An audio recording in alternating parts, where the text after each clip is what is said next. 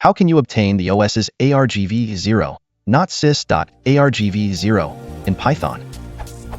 I want to obtain the true value of the operating system's Argv0 in a Python program. Python Sys.Argv0 is not this value.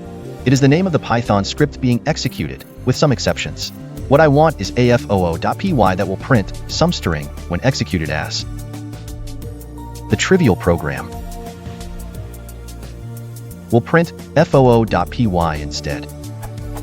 Does anyone know how to obtain this? There are some related functions in the Python C API, e.g. py_program name, but this doesn't seem to be exposed to the Python world anywhere.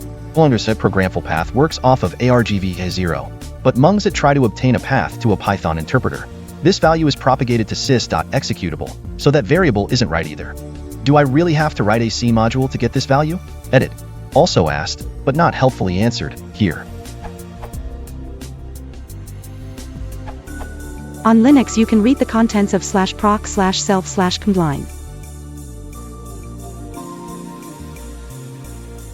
And the output is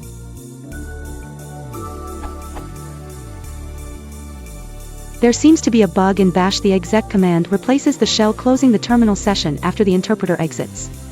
That's the first bash for